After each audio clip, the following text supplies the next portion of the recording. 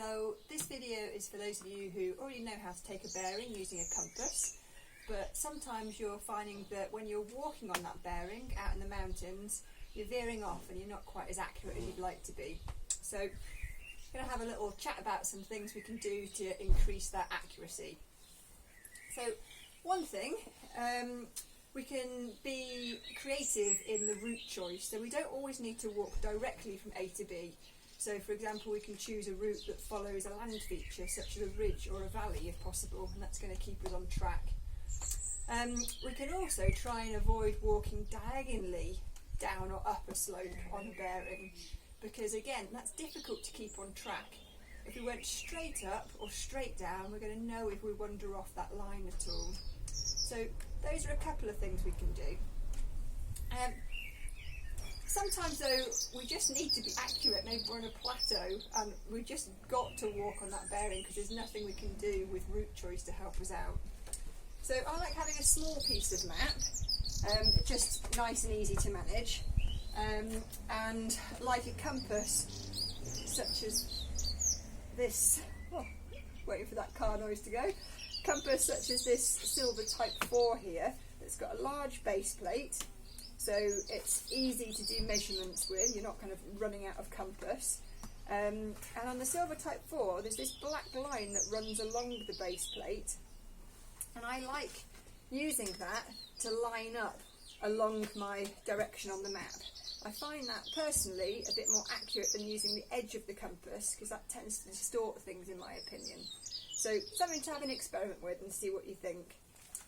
So it's largely bad weather when we're having to do this, so it might be windy or wet, so I'm going to brace myself and get a really good secure position to make sure that bearing is as accurate as I can manage. I'm then going to double and triple check even to make sure that I'm exactly on line, and when I've turned the compass round, the dial, I've lined up with north rather than south by mistake, because I'm sure it's a mistake we've all made before, so it's really worth checking at this stage. Now's the stage that I'd make any adjustments for magnetic variation, but I'm not going to go into that in this video, so just make sure you understand that and check out whether it applies to your area, particularly for those of you that might be overseas. And now's the time to walk on the bearing, so I don't need the map now. Lots of compasses come with a string like this one. So if I had that over my head, as it appears to be designed to be used, then we just end up a bit cluttered, a little bit close. I can't vary where the compass is to get a good view. So personally, I always change that string, either to something I've attached myself, or this one's quite nice, it pulls apart and I can attach it onto something else. So for example, on this jacket pocket here, or maybe a chest pocket if I was wearing a rucksack. And then if I drop it, I'm still not going to lose the compass, but it gives me a lot more space to play with. So, flat compass, that's really important so it works properly. I'm going to make myself a nice platform. I like to tuck my elbows in and hold that in front of me, nice and flat. And I'm going to turn my whole body now until those red arrows line up. And make sure I take the time to get my entire body facing in that direction of travel.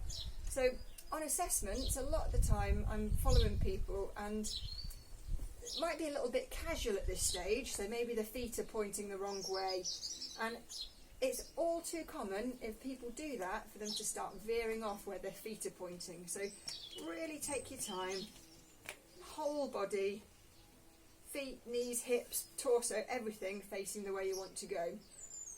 And then I'm going to trace an imaginary line along the floor and up to find something on my route. It might be a rock or a bit of vegetation, something that I can recognise. And then I can walk to that object. I'm going to make sure that object is before my destination, because if I've chosen something on the horizon, great, that's in line, but there's nothing to stop me going on an arcing route in that direction that I've chosen, and I might actually not end up accurately in my destination. So that's why it's super important to choose something that's before my destination. and then I can pop the compass away. Off I go, walking to that point that I've chosen, and then, yeah, it starts all over again. So, stable platform with the flat compass. Make sure my whole body is facing the direction I want to travel in.